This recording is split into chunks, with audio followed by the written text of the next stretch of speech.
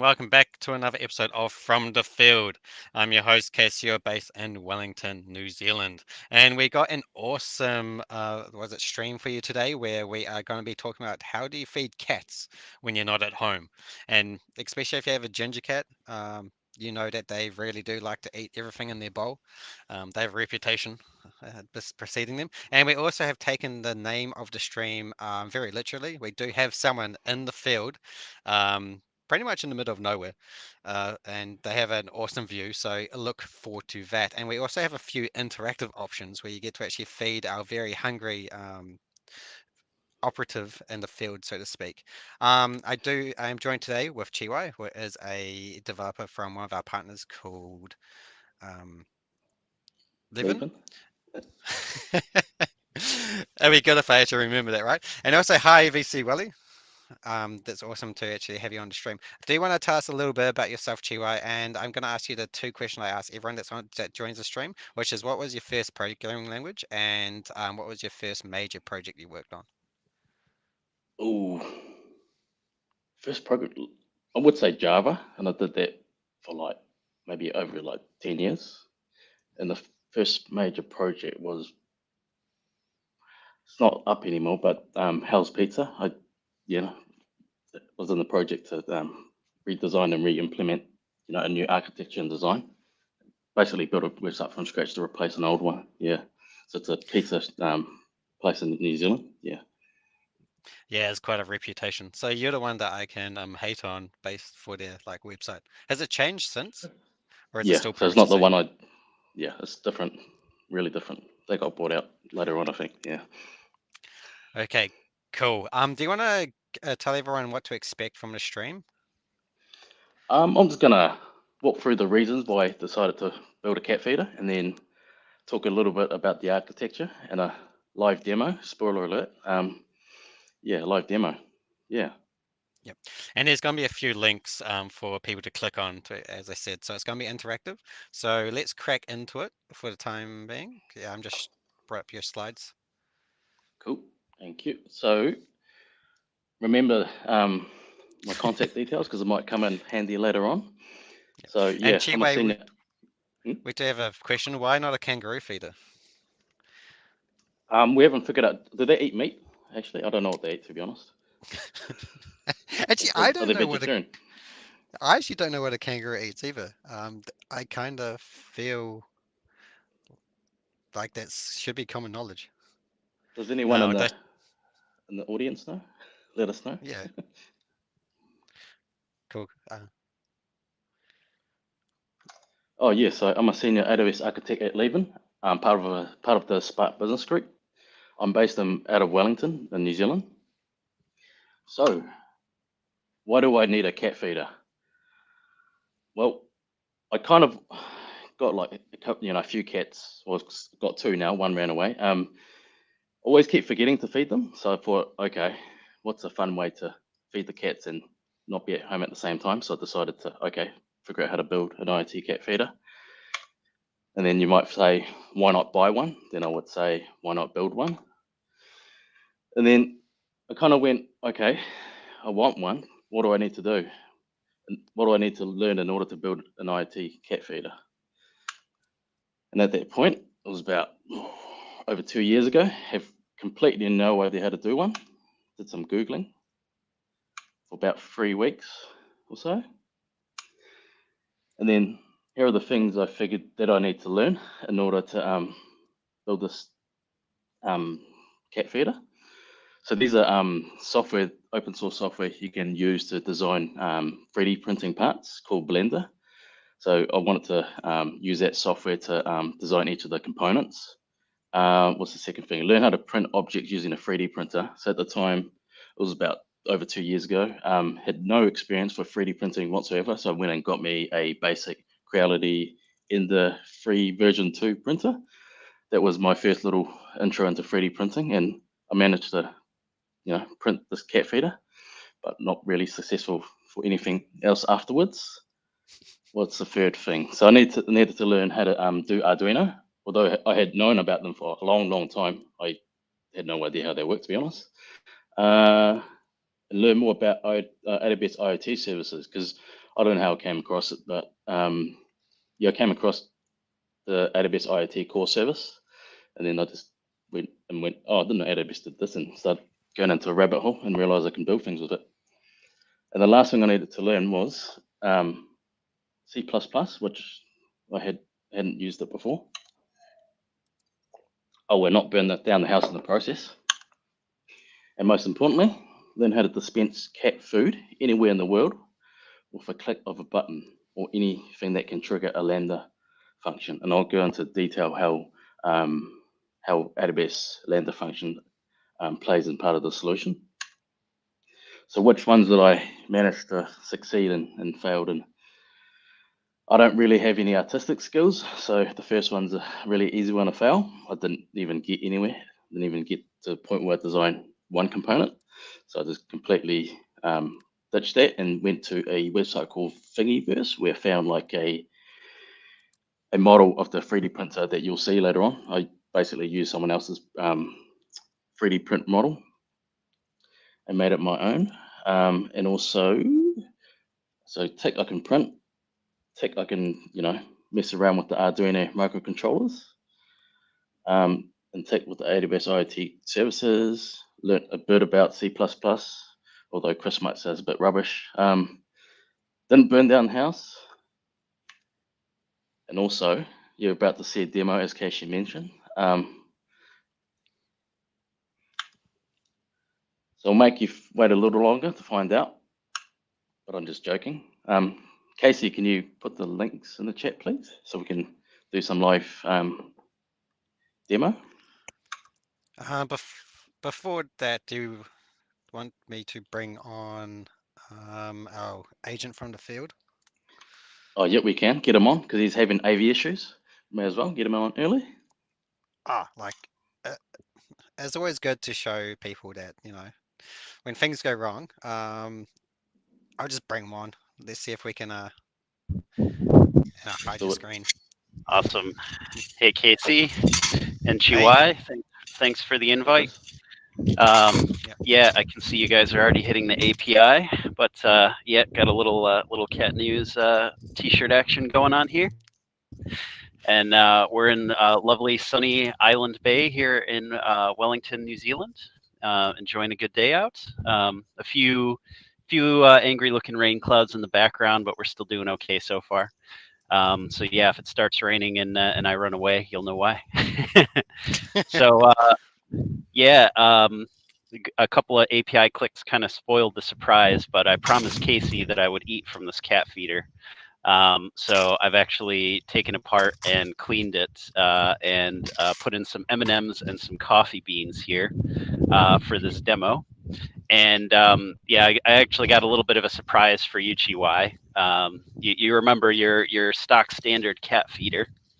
Yeah. Well, I've gone ahead and modified it a little bit. So if I'm just gonna spin this around, I've added in a status LED so I can figure out when it's connected to the internet, because you know how the demo gods play when it's live demo time.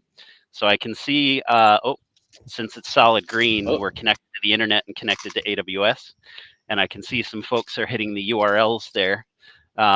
So maybe a bit hard to see with the sun, but as that left bowl goes and the right bowl goes, we've got little LEDs that pop up as well. And Casey will put up some of the code, but actually, yeah, we're doing a lot of checking with Wi-Fi connections and IoT connections so that it can recover from failure. So we did a few upgrades for you, Chiwai. So whilst those folks on the call go ahead and hit those APIs, you're actually triggering this in real time in our little demo here. So I'm going to have a few coffee beans and some M&Ms, and we will head back over to Chiwai for a sec, and then we'll walk through some of the code updates that I've done. Yeah, I'm desperately in the background trying to actually share that code as well in a proper way. So, we'll bear with us. I'll bring back Chiwai's screen and Chris, if you can mute yourself just so people can keep clicking and seeing stuff happen. Yeah. Right, back to you, Thanks, Chiwai. Chris. Thanks, Chris, for adding observability to the cat feeder. Okay, so hold on, I'll minimize this. So what was used? I'm having a hard time with the slides. Okay, cool. What was used to build the cat feeder? So already talked about the Creality printer. I initially tried out the SparkFun SB32 thing microcontroller that they made. It was roughly about that size. But later on, I switched to a C Studio Shell SB32 C3, and it was about half the size. The reason I switched from one particular MCU manufacturer to another was that I thought I had some hardware issues, so I just tried out a new board, and then realized that the new board had like many extra features that the other one didn't. So I just stuck with the new one. What else do we need? A couple of strong motors, because got a lot of food to push, and a dual motor controller, which you need in order for the Arduino board to control the individual motors, because we've got a dual motor setup. Obviously, AWS IT core services, and I don't have it with me. So someone in the office, Marty's got an AWS IT one-click button, which is about, I don't know if anyone's seen like one of those dash buttons, but it's pretty much what that is, but branded C Studio. So you can click it and then it triggers a feed to Chris. I'll go into a bit more detail about the different options for the button. Yeah, some food and some code. So yeah, that's the printer I used. I kind of upgraded it myself as well with the yellow bits. So roughly the 3D printer objects, I think there was like roughly 15 objects, and I think it took me like 6 weeks non-stop printing it. So I would start a job, and when I come home from work, I check if it's successful, or there's like a whole stack of wires, that means it's crapped out. So yeah, just as soon as I saw it finished or gone into a bad state, I just restart the job, and that took about 6 weeks to print the entire thing. So here's that dash button I was talking about. So this button, you can press it once, double click, or do a long click. So that provides you three options essentially for feeding out of one of the bowls, out of the other bowl, or both bowls at the same time. So that's and you did wire that up to those API calls that we've got in the chat, right, GY? That's right. This is the one that calls the Lambda function, and also the API endpoints that Casey included in the comments is, but essentially just an API gateway set up with, I think, like 5 lambdas, each mapped to a different type of click, like either single, double, or long click. Yeah, and there's. I'll go into more detail later, but the architecture is that you got different endpoints where you come in, but essentially the services behind the scenes is common infrastructure, so that we reuse components. Yeah. Yeah, so that's the old controller I went from. Then I switched to this one. We kind of called in Chris early, so this isn't relevant anymore. Yeah, so you can kind of see that here that I'm pointing to the new controller. We've got just glued into that panel there. Yeah, is it more reliable now? Yeah, we're still connected and still getting commands. It looks like people are definitely favoring the coffee over the M&M options. So I guess I'm gonna return to the office pretty caffeinated and ready to go. Edgy. It's because you're not excited enough, and people don't want to give you your M&Ms. Fair call. He's still gonna eat them. And also, yes, it's similar to the Amazon Dash button, but slightly different. Do you know if it's the same physical button? Oh yeah, here's a question for you, Casey. I know you're a crazy cat lady. Oh. But yeah, so I am probably very obsessed with cats. So I am most definitely a crazy cat lady. I've had cats my whole entire life. When I grew up, we had 5 of them.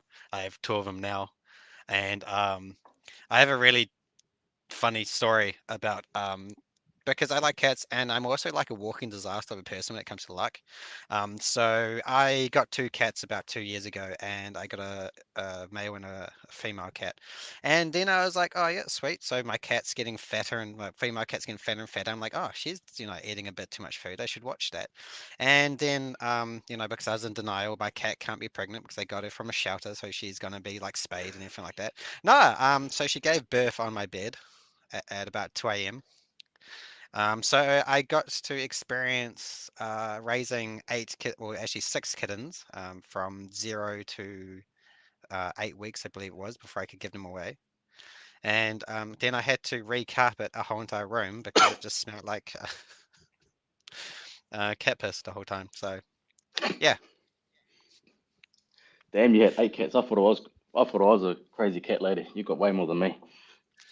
I was only a little period of time where I had 8 cats. But it was actually quite cool experiencing the raising kittens from like that 0 all the way through to 8 weeks. Like the amount of change is staggering. Wouldn't recommend it though. It was very expensive. Was it? Oh, I thought about doing it at some point because I want to scale out. Yeah. I also The number of understand the kittens get really excited in the middle of the night and want to run around. I'm sure they probably woke you up a few times, Casey. I had them in a separate room as well because since I have like a cat door so they can go in and out easily, and I don't want her to go out and get pregnant again because I think female cats can get pregnant like a few weeks after. Yeah, they can also, fun fact, they can also be pregnant by multiple fathers as well. So you can have siblings in a litter that have the same mom, different dad. Yep. And yeah, so there was one ginger cat. I think there was 4 tabbies and a couple tortoiseshells. I love torties. Yep. Anyway, sorry, I feel like we've turned into a cat fact channel rather than Cat talking news. about. Cat news. We're doing cat news. You heard it here first, All right. folks. We'll do another one later on as well. So let's dive deeper in the architecture before getting distracting. So here's a sequence diagram just to illustrate what actually happens when someone in the office has the one-click button I talked about. So they're probably constantly pushing it, and that's gonna hit what does it say? Seed Studio AWS IT button. So they push that, and that in turn triggers a Lambda function. And then the Lambda code, which I've written in Python, you can find it in my GitHub repo that Casey's going to include in the comments later on. And that Lambda essentially receives the event from the one click, figures out if it's a single, double, or long click, and then passes that message into AWS IT core using the MQTT message protocol. And so that's the publishing to a topic that's in AWS IT core from the Lambda. So on the opposite end, where the microcontroller, the Seed Studio ESP32, that controller needs to subscribe to the same topic, so that each time a message is put onto the topic, the cat feeder will pick it up and go, okay, what type of click event did we receive? So, like I said, long click, single click, double click, either both balls, left ball, or the right ball. Okay, so sort of a different representation. What we said, the topic, Lambda sends the MQTT message, IoT core, subscribe from the microcontroller, receive the event. Is a slightly outdated diagram, but essentially it just illustrates the wiring to this ESP32 that we're using. So you need to. Yeah, we can pop on here and take a quick look at some of the additions. So you see ChiY had the wiring set up to go between the Seed Studio controller and this, which is a pulse width modulation controller. We're not actually using the PMD. We're just leaving it wide open to run the motors. And let me make you full screen first. Sorry, just. Oh, cool. I'm just struggling with that. How do I make you full screen? Yeah, so. Oh, yeah. There we go. There we go. Awesome. So yeah, this is the Seed Studio controller. So in Chihuai's original diagram, you've got his wires here, which are going into this pulse width modulation controller. So this can deliver more amperage to the motors. So this gets that digital signal. In our case, we put 1 pin high and 1 pin low, and that means full speed. And then that's taking our 12 volts from our power supply here, and it's just passing it through to the motors. I've added a few LEDs in here. So there's specs on this board. So we add a little pull-up resistor to the digital pin with the LED, but then we just wire this in.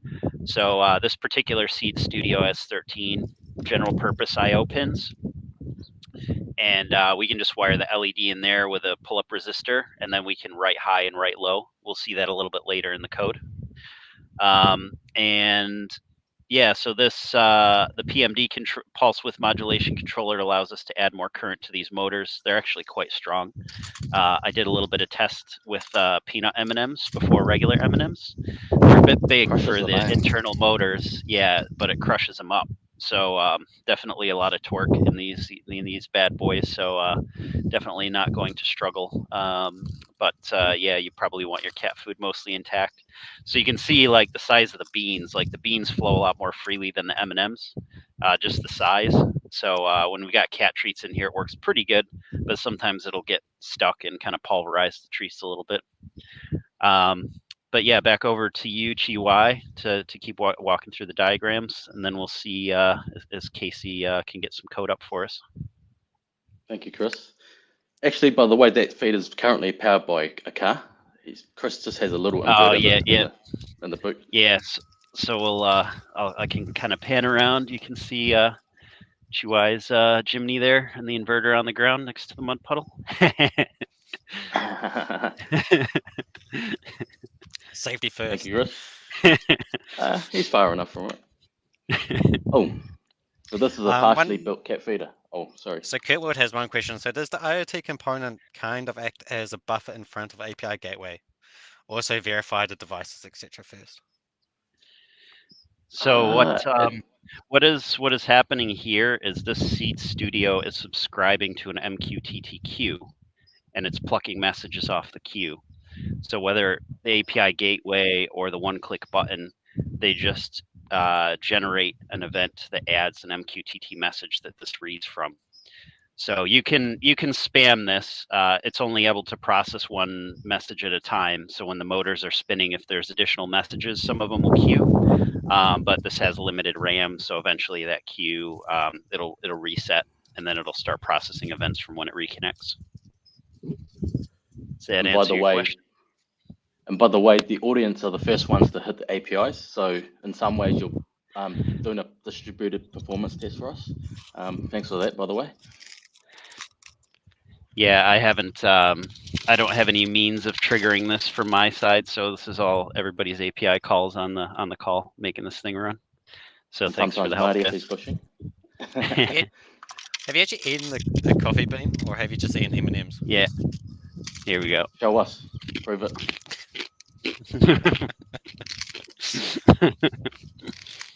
Did you leave a couple? I'm from Wellington, so if I can't eat a coffee bean, they might kick me out of Wellington. So that's true. Although you got your citizenship recently, so we can't do much more than that. Yeah, I'm a card-carrying New Zealander now. Nice. Kurtwood is already calling for deportation. Jeez, that's extreme.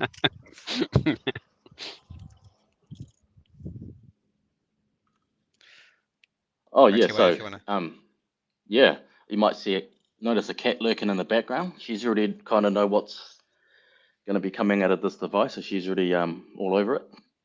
So yeah, the thing was initially held on by just nuts and bolts, and it rattled a lot. And because these two motors, based on the rotation of each motor, they sort of twist against each other.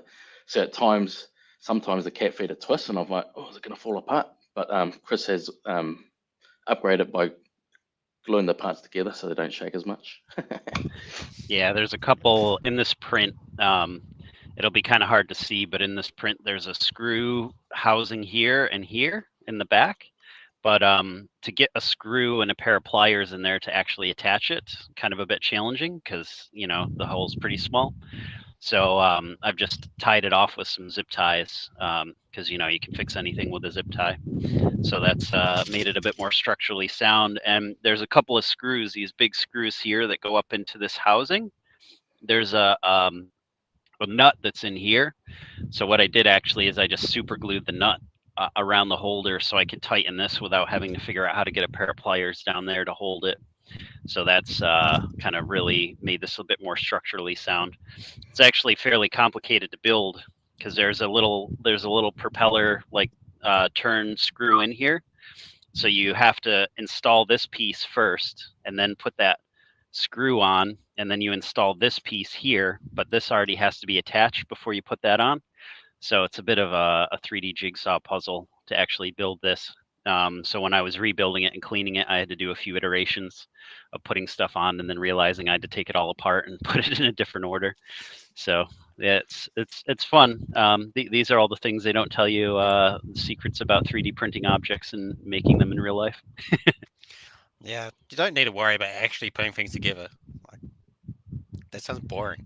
And also, Martin does make a good point. Like, this could be converted into something that reads like when you do a commit, and if it passes over the unit test, then it will just like spit out like a handful of like Skittles or M&Ms for the developer to like positive reinforcement loop. And if you fail a test, then it will spit out something like maybe like a jalapeno or something like that you have to eat. That would be pretty awesome. I think that would be a fun addition to the Levin office. We'll need version 2 of the cat feeder. We need wet food for the jalapenos. I don't know if anyone's read that. So first person to DM me on LinkedIn with Meow will get a free cat feeder when we, because we have a sort of a project that we're discussing. We're going to mass produce some cat feeders. So when that happens, we'll give one out for free. So hit me up on LinkedIn. It's hard mode as well because you haven't even given your last name. Nah, but the thing is, I'm going to show you in the first slide. Had all my details in there, but I'm not going to show you again. No, I'm only kidding. There you go. Well, if only they could pause the video. The wonders of modern science. Yeah, it's just my name, basically. And there's definitely a free cat feeder on offer, but we may be hitting you up to help implement changing the Wi-Fi details because at the moment they're kind of hard coded into the sketch. So free cat feeder, but might come with some conditions. So.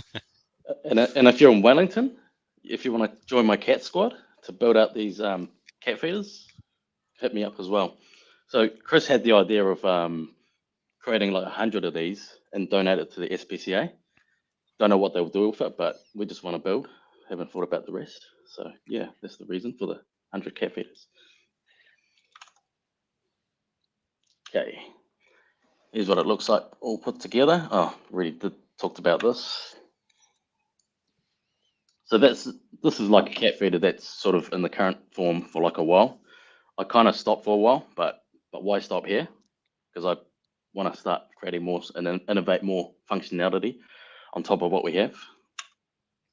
So now I'm going to talk about in detail, greater detail about the architecture, and this is the current state. So we've talked about the Lambda function. So its current responsibility is these two of them. So firstly, it's responsible for receiving the event from AWS IoT one-click button. And then it's also got the responsibility of sending the MQTT message into the topic like we talked about earlier. And also something I didn't describe before is that both the device and whatever's sending the message onto the topic in AWS IoT core needs to have a set of certificates tied to the request that it makes. Okay. Oh, we're using the secrets manager for secret stuff as well.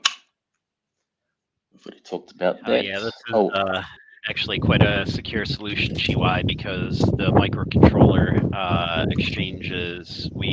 exchange certificates.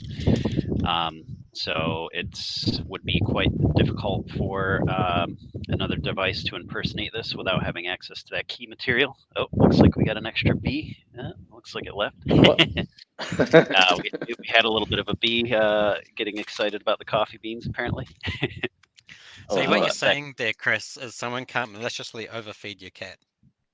That's true. That's true. Although I don't know if you'd ever know, because I'm sure the cat wouldn't complain if it got additional food. My cat sure as hell don't. Jake Back to said you, sounds GY. like Pavlov's dog experiment. I'm not familiar with that. Do either of you know what it Oh, So is? that that's was that was in response to Martin's one where you reward good behavior and don't reward bad behavior, so to speak.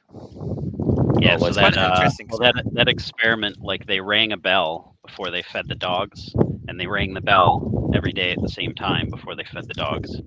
And they what they did is one day they rang the bell without feeding the dogs, and they realized like the dogs were like salivating and everything as if they were going to get food.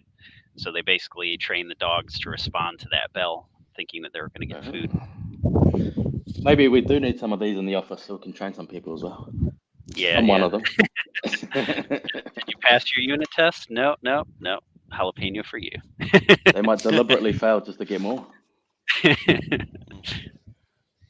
Oh, this is an architecture of, instead of the OT button sending, an MQTT message to the microcontroller. So this little diagram illustrates the reverse, because I want the microcontroller, let's say in version 2 or 3, to have features like, measure, let's say a water bottle or water bowl, how much food is left in the, the main storage of the food compartment, how many times did this particular cat ate food, how much, maybe even weigh, how much does she weigh at the moment based on the food she's eating. So I wanted to be able to create a second topic and then get the microcontroller to send a bunch of telemetries of the cat feeder back into the cloud, so we can, I don't know, run some analytics data to maybe bill each of the cat for the amount of food they ate. And also yeah, there that, was Chihuahua, you mentioned there was a version of this controller that could process video as well. It'd be kind of a fun use case to do some cat facial recognition and only feed the right cat in the right bowl when they come and check it out. exactly. That is in the works, but I've got to learn ML first. So that's quite important, especially because for my sister, for example, she has a cat that needs a specific diet because Yeah. it has the urinary stones, so it has to have the like the special cat food. And right now, she just has to give it to every single one of her cats because they don't Yeah, care. well, you can, that's like one potential use case. You can also, if they're chipped, those are just RFID chips. So you can actually read the chip and make decisions on that as well. So actually, it'd probably be a good closed loop way to train the model. If it wasn't particularly accurate at recognizing the cat's face, you could validate that with the chip data. we can teach the feeder, was it Pavlov's principle experiment, and then delegate, let the feeder take care of the reinforcement training. And then some other thing that I've kind of built on the side of this is, so I've got a domain called Feed My Fur Babies, as you've noticed with the API endpoints. So I've used Amplify to create front ends for my website. So essentially, I want to build out a website where there's going to be a bunch of cameras all over my place. Don't hack me, please. And then I'm going to place a bunch of these feeders around the house. So, like people essentially can come into the website and just pay to feed the cats, and any profit goes to the cat or SPCA. So I've used Amplify. It's given me the ability to create two separate environments. So I've got the main www.feedmyfurbabies.com, as well as a subdomain starting with dev for the development environment. And you need to, jump in, assuming that you bought your domain from AWS. You need to ensure that you have the DNS records in Route 53 to point to either of those two domains. And I'll store the source code in CoCommit, which is just another Git repository tool. This is kind of what I'm planning to do. in the future. So you know how earlier I touched on how that single Lambda had two responsibilities. I wanted to essentially separate the responsibility into smaller chunks. Essentially, I'm aiming towards a microservice architecture from the get-go. So I want to, ensure that I do it correctly from the beginning. I'm going to do another session probably in a few months' time to talk about Event Bridge and event sourcing, talk about immutable ledgers. So essentially, what I've shown in the diagram is that we've kind of just split up the lambdas into two and then placed a event bus in between. So it's pretty basic at the moment where the first lambda just sends an event bus message to the event bus. We set up a event bridge rule target, and that in turn calls the second lambda, which will take the type of click that was passed in from the first lambda and figure out whether it's a single, double, or long click as it sends it to AWS IoT call. And the two sort of rows near the end of the bottom of the diagram, they don't exist in its current in today's current architecture, but it's to illustrate that if we've got a single device that ingests events or data into our system, we've got the ability by leveraging Event Bus to fan out the event bridge message to more than one target without having to modify any of the original Lambda on the right side.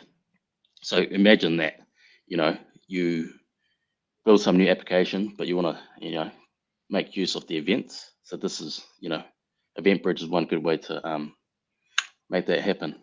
So in the weekend, we implemented some API endpoints that we're using for this live demo. We leveraged AWS API Gateway and a few lambdas. So we set it up so that the lambda just places an event message onto the same bus, but we just piggybacked on the rest of the infrastructure. What else is next? Actually, that's the end of the slide and end of the presentation. Do you have any luck getting that code up, Casey? I do. Awesome. But Awesome. yeah, You did. I'm not going to be able to see the screen, so you're going to have to verbally tell me. Cool. All right. Let me just get in a spot where I can watch. Can you tell me what you changed for the LED stuff? I'm just curious. What did you change? Can you see? So yeah, we can see the screen. Yeah. Nice. So yeah, I'll walk you through a little bit of what we did here. So it's actually really not that hard to mess around with microcontrollers. So in this block here, we've got some integers assigned to D4 through D9. Those are just the pins on the board. So on the Seeed Studio board, there's pins that you can connect to that'll be numbered. So we've just gone ahead and mapped, given some friendly names to the pins, so you can see there's 2 pins for the motor controller left and 2 pins for the motor controller right. And then the 3 LEDs that I rigged up are on pins 7, 8, and 9. At the top, we just include a library, which is an M2QTT client, and we include a library that's a Wi-Fi client manager.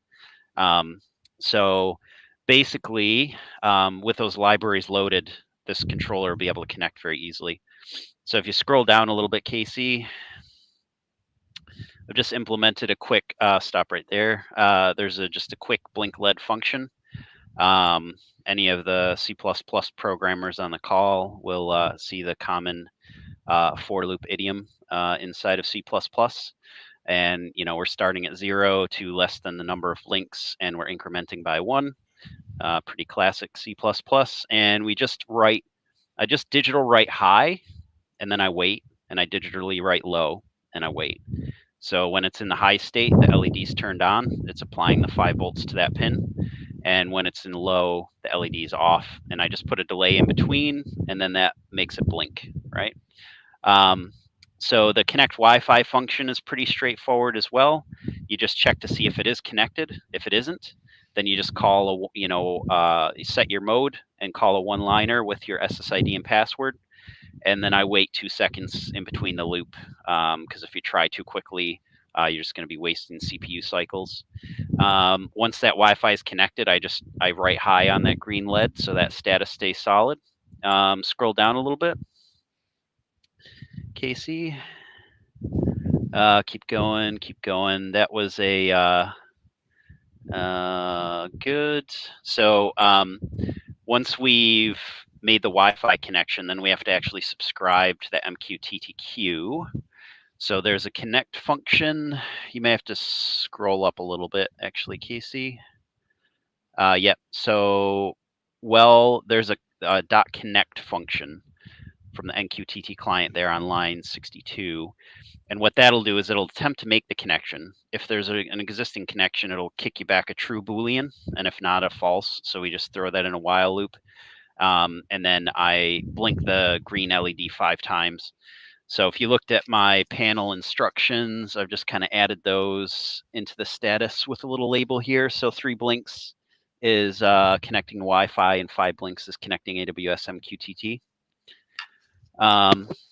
And then scroll down a little bit. We're subscribing to that topic. This is a function that we're not using at the moment. We can publish messages back. So when we want to like close the feedback loop of the feeder giving information back to AWS, we can use that function. Scroll down a little bit further. What we'll probably do, so there's a message listener function here. We set that up with that MQTT subscription. So when a message pops in, it just fires that function. That's pretty straightforward. We grab that message, decode the JSON, and store it in RAM because we don't want to wait too long to process the message inside of this loop. Otherwise, it can cause some connection issues. The setup function, so whenever you're playing with microcontrollers, the first thing that's called is the setup function. That's called once. And then there's a loop function that's called over and over. So in the setup, we put all of our digital pins to low, and I'll let GY describe a little bit of the frustrations and bugs that he ran into when he didn't set those digital pins to low. Yeah. While preparing for this demo, because like the cat feeder was sitting there for a while untouched, and then I thought I can just do this demo, boot it up, and everything works fine. But what I failed to do was lock it up because there was some cat food left in the feeder, and then the cat started ramming into it and just maybe ripped a few wires off. So we had to go into debug mode to figure out what's wrong. And then every time I remember, all these bad memories from 2 years ago started flashing back into my mind. It's like, every time I have an issue, it's like the motor just randomly start running and they won't stop. So yeah, like as Chris was insinuating, Yeah, so when you're playing with the controllers, if you don't explicitly set the digital pins to low, then they can float and do whatever they want. So Chihuahua was interpreting that as an error because those digital pins were high enough to make the motors run. So remember in your setup, any digital pins you're playing with, make sure to set them to low before you get going. Otherwise, you're going to get unexpected results. Down a little bit further, we're setting up the certificate. So this has the private key and the public key material that it exchanges to make the MQTT subscription. So, some of you that have played with Arduinos and other things, sometimes security is a bit of a pain, but the ESP32 has, with this MQTT client, has a pretty good implementation, and it's not using a lot of memory, so we can actually connect this securely. If you scroll down a little bit, so we set up that message handler, then we connect AWS, that checks the Wi-Fi connections as well. If you scroll down a little bit further, this feed me function, pretty straightforward. When we want those motors to spin, we need to set pin 1 to high and pin 2 to low. And then that digital write on the LED, that's what gives us our nice little colored LEDs while the motors are running. So we just set one of those pins to high while we have the motor pin 1 high, 1 low, and that triggers into that PM pulse width modulation controller to go full speed. And then, yeah, feed left and feed right. If you scroll down a little bit, just depends on which motor pins we're using. And then at the end, once we've done our feeding, we set everything back to low, and then we wait a little bit, and then we print out to the console that the feeding was complete. And then if you scroll down a little bit, we'll see our loop function. Cool. So this loop function continuously executes over and over, and the MQTT client has a loop function of its own, so we call that each iteration. And then we're just double checking connectivity. So if the connectivity drops out, we turn off that green LED and we attempt a connection again, and that'll double check our Wi-Fi as well. So in the previous iteration, each time through the loop that wasn't checked. So if we had a connectivity error, it would stay that way until power was cycled. So this makes it a bit more resilient for us. And yeah, that's pretty much a walk through the code. Were there any questions in the chat or anything anybody was curious about? There's a couple of questions I think I can answer. So Kurt Weld, hey Kurt Weld, how's it going? So QLDB was it Quantum Ledger Database? That's an AWS service. So actually, it's a good question. If I go back to the other diagram, so can you still see my presentation? I can bring it up. There you go. Yeah. Oh yes. I can Thank just you, see Casey. PowerPoint. Yeah, that's the one. Chuck it back in presentation mode.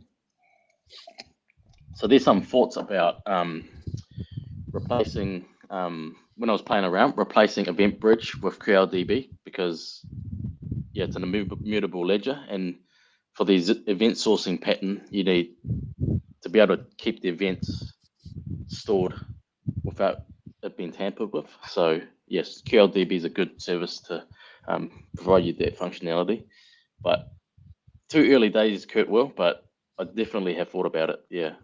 What's the other question? So Ahmad Umar's asked, just curious, have you got an idea of the AWS cost to run this solution? It hasn't been optimized for cost at all, but we kind of had a rough look a few nights ago, and we worked out it costs about 15, 20 bucks per month at the moment. That includes like the Route 53 costs, because we've got the domain running in that AWS account.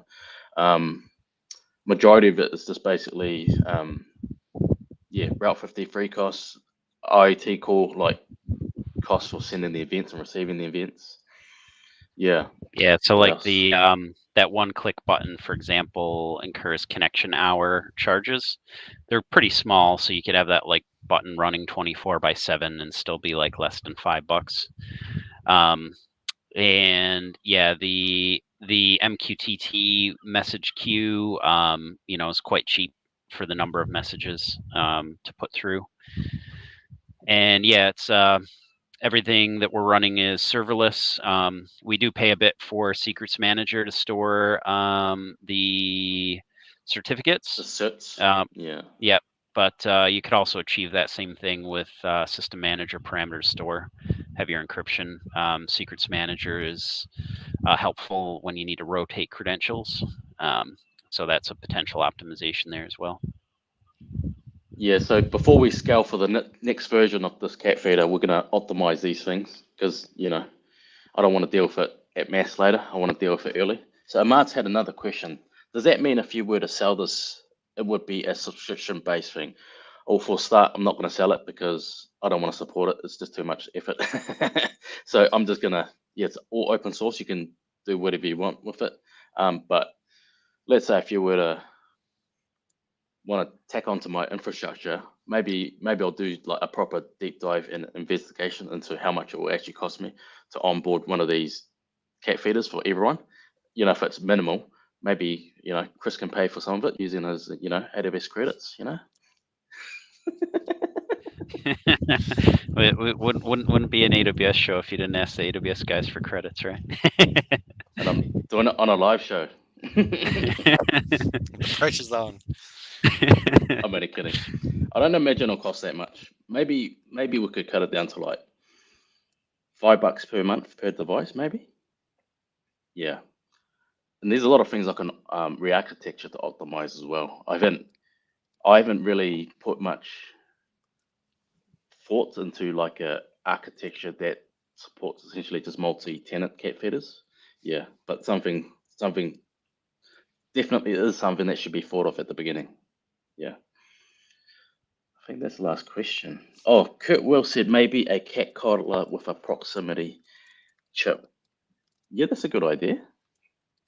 Yeah, we chatted a little bit about that yesterday. Like I was mentioning earlier, the microchips that you would have for cats in New Zealand, they're just RFID chips. So you can just add an RFID reader and then get some data on the microchips. And they make solutions as well. Obviously, you can put on collars that have an RFID tag, for example, achieve the same thing. But yeah, here conveniently in New Zealand, we have laws requiring cats to be microchipped. So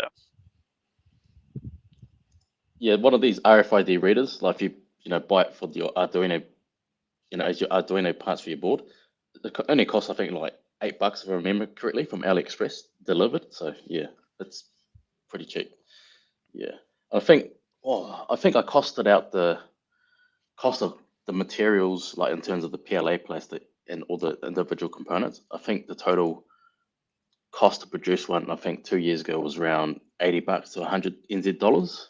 So that's pretty reasonable. That's what, 60 US dollars, is it, Chris? yeah, something around that, 59 something if it's NZD 100. Yeah, Casey's pretty well up on the exchange rate at the moment.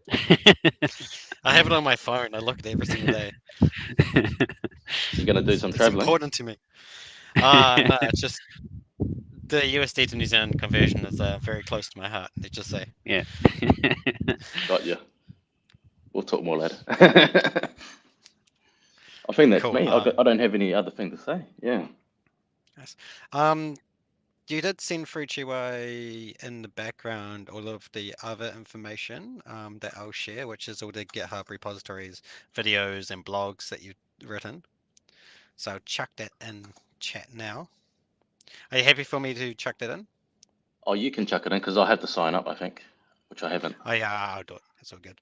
I have no idea if this formatting is going to work, but we'll send it out and hopefully it does. Actually, I just realised I was in the other.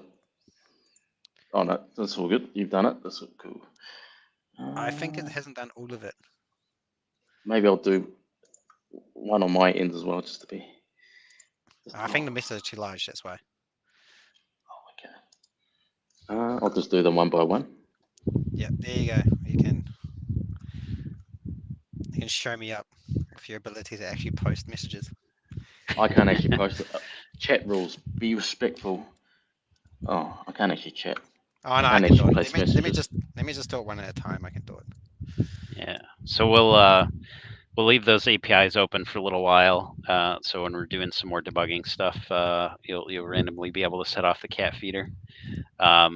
Yeah, we didn't build any authentication or anything in there. So when you hit those endpoints and this feeder is online, it'll go ahead and turn the screws. So I'll report back if I wasn't following proper industrial safety practices and sticking my finger in the hole with the screw while the power is on.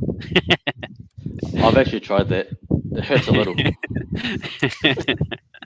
I don't think that's something that you're supposed to admit to on air. It's kind of like when I was younger, I used to fork into the power socket. I wanted to know if it was on or not. I mean, it's only AC. It's only AC, Casey. I mean, 220 volts DC, that hurts. AC, just a little tickle. It's fine. Yeah.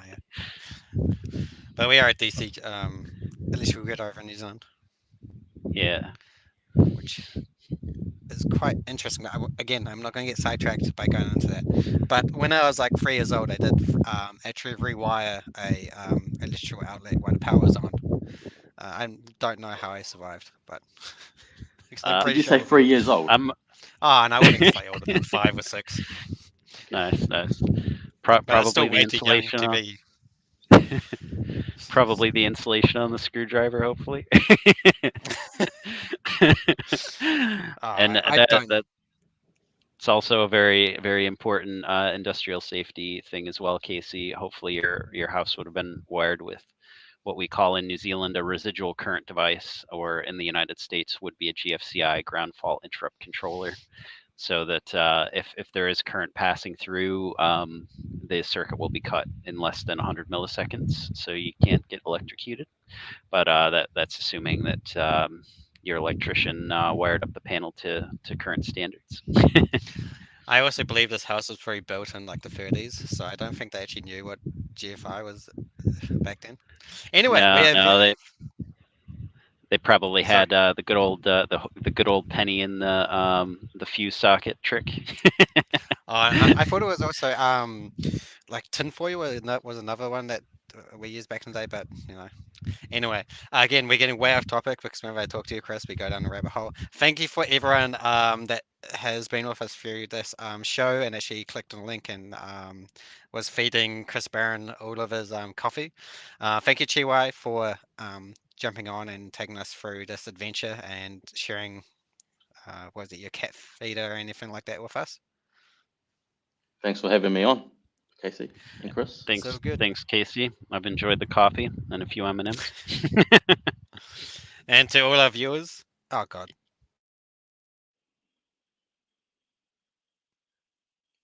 What's he doing? My computer just turned off. We're live. We still have the stream going. Oh, is it? I thought if his computer dies, it's running off his, isn't it? Yeah, we can just leave the studio. Thanks everybody, really appreciate it, and Well, we will sign off here shortly. at least the demo went well. Yeah. See everybody.